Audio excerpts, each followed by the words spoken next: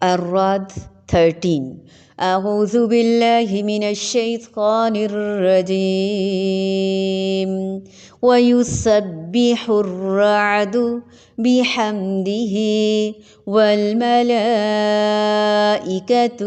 من خيفته ويرسل الصواعق فيصيب بها من يشاء وهم يجادلون في الله وهو شديد المحال. ويسبح الرعد بحمده والملائكة من خيفته ويرسل الصواعق فيصيب بها من يشاء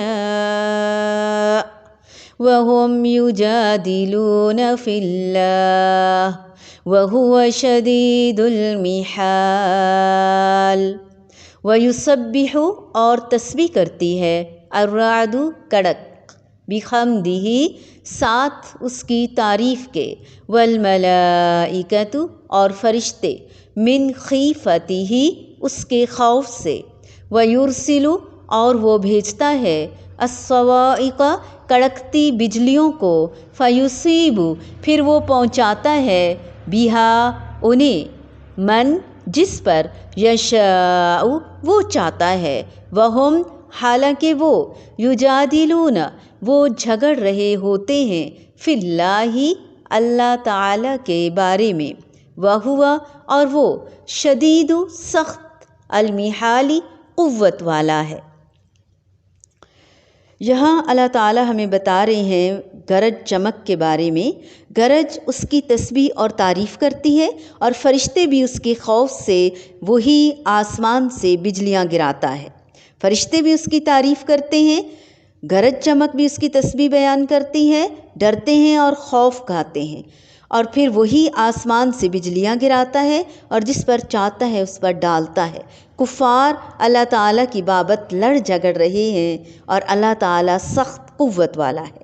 محال ان کے معنی قوت، مواخذہ اور تدبیر وغیرہ کے لیے بھی کیا جاتا ہے، تدبیر کی گئی، یعنی وہ بڑی قوت والا، نہایت مواخذہ کرنے والا، بہت ہی مدبر ہے. اور پھر ایک مقام پر رب نے فرمایا وَإِن مِّن شَيْءٍ إِلَّا يُسَبِّحُ بِحَمْدِهِ، بنی اسرائیل میں فرمایا ہر چیز اللہ تعالیٰ کی تسبیح بیان کرتی ہے، یعنی اس کے ذریعے سے پھر اللہ تعالیٰ گرج چمک جس کو چاہتا ہے ہلاک بھی کرتا ہے. بادلوں کی گرج اس کی حمد و ثنا بیان کرتی ہیں، اس کی پاکی بیان کرتی ہیں، اور فرشتے اس کی ہیبت سے لرزتے ہوئے اس کی تسبیح بیان کرتے ہیں. فرشتے اللہ تعالیٰ سے ڈرتے ہیں جو کہ کوئی گناہ بھی نہیں کرتے، اور آج ہمارا کیا حال ہے، ہمیں کم ہی اللہ تعالیٰ سے ڈر لگتا ہے. سچا ایمان اس شخص کا ہوتا ہے جو اللہ تعالیٰ کی عظمت کو پہچانے، جانے اور مانے، اللہ تعالیٰ سے ڈرتے ہوئے زندگی گزارے. خصوصاً کوئی بھی غلط بات یا غلط خیال اس کے اندر آئے تو اس پر اللہ تعالیٰ سے معافی مانگے. اور پھر یہاں پر رعد کا خاص طور پر ذکر کیا گیا ہے جس کے نام پہ بھی صورت ہے، یعنی صورت کا نام بھی الرعد ہے. رعد بادلوں کا فرشتہ ہے اور یہ کڑک کے معنوں میں بھی آتا ہے. آپ صلی اللہ علیہ وآلہ وسلم نے فرمایا رعد فرشتوں میں سے ایک فرشتہ ہے جس کے ذمے بادلوں کے معاملات ہیں. اس کے ہاتھوں میں آگ کی تلوار یا کوڑا ہوتا ہے جس سے وہ بادلوں کو اللہ تعالیٰ کی مشیت کے مطابق ہانکتا ہے. وہ کہنے لگے تو پھر یہ آواز جو ہم سنتے ہیں یہ کس کی ہے؟ آپ صلی اللہ علیہ وآلہ وسلم نے فرمایا یہ اس کی ڈانٹ ہے. جب بادلوں کو وہ ڈانٹتا ہے یہاں تک کہ وہ وہاں پہنچ جائیں جہاں انہیں پہنچنے کا حکم ہے. یعنی کچھ بادلوں کو تو آپ نے دیکھا ہی ہوگا، چلتے رہتے ہیں، نرم نرم خود ہی چلتے ہیں، لیکن جب کہیں بارش برسانی ہوتی ہے یا کسی خاص مقام یا خاص جگہ پر ان کو اکٹھا کرنا ہوتا ہے تو اللہ تعالیٰ نے فرشتے مقرر کر رکھے ہیں جو ڈانٹ پھٹکار کر ان کو لے جاتے ہیں. وَالزَّاجِرَاتُ زَجْرًا آپ نے پڑھا ہے، انشاءاللہ پڑھیں گے. ہم نے ناظرہ میں تو پڑھا ہی ہے نا۔ قرآن پاک میں فرشتوں کی صفات ہیں جو ڈانٹنے والے ہیں۔ بادلوں کی کڑک کی صورت میں جو آواز ہمیں سنائی دیتی ہے یہ دراصل ایک طرح سے ڈانٹ ہے، اور اس وقت کی دعا بھی ہے، وہ کیا ہے؟ وَيُسَبِّحُ الرَّعْدُ بِحَمْدِهِ۔ رات جو فرشتہ ہے وہ اللہ تعالیٰ کی حمد و ثنا تسبیح بیان کرتا ہے، وَالْمَلَائِكَةُ مِنْ خَيْفَتِهِ، اور باقی فرشتے بھی اس کے خوف سے اس کی تسبیح بیان کرتے ہیں، کیونکہ فرشتے اللہ تعالیٰ کو ہم سے بہرحال زیادہ جانتے ہیں، اور جو جتنا جانتا ہے وہ اتنا ہی ڈرتا ہے۔ وَيُرْسِلُ الصَّوَائِقَ فَيُصِيبُ بِهَا مَن يَشَاءُ وَهُمْ يُجَادِلُونَ فِي اللَّهِ وَهُوَ شَدِيدُ الْمِحَالِ۔ وہ کڑکتی ہوئی بجلیوں کو بھیجتا ہے اور بعض اوقات انہیں جس پر چاہتا ہے عین اس حال میں گرا دیتا ہے جبکہ لوگ اللہ تعالیٰ کے بارے میں جھگڑ رہے ہوتے ہیں۔ فی الواقع اس کی چال بڑی زبردست ہے، اور یہ ایک حقیقت بھی ہے۔ اس کے بارے میں ایک واقعہ بھی ملتا ہے۔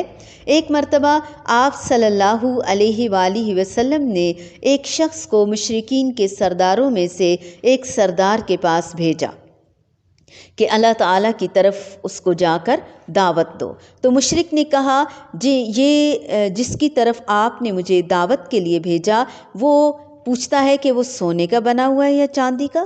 سوال دیکھیے۔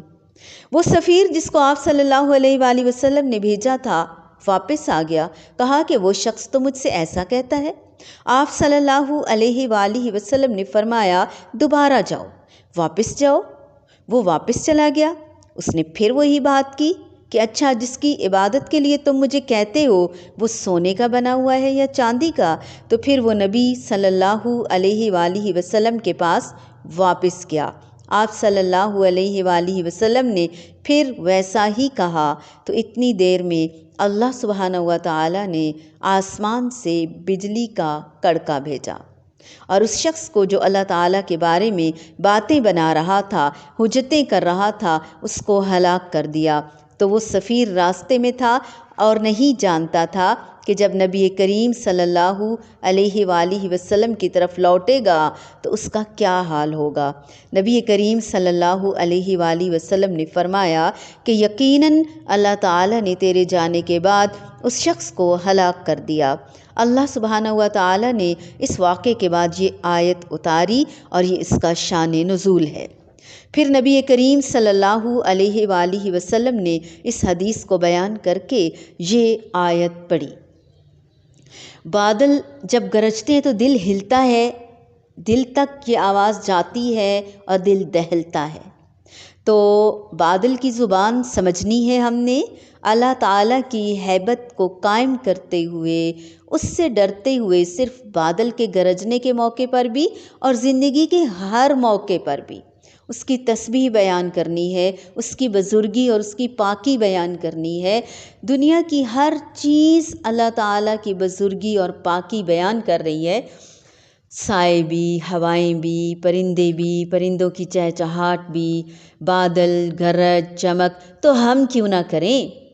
وَيُسَبِّحُ الرَّعْدُ بِحَمْدِهِ وَالْمَلَائِكَةُ مِنْ خِيفَتِهِ وَيُرْسِلُ الصَّوَاعِقَ فَيُصِيبُ بِهَا مَن يَشَاءُ وَهُمْ يُجَادِلُونَ فِي اللَّهِ وَهُوَ شَدِيدُ الْمِحَالِ۔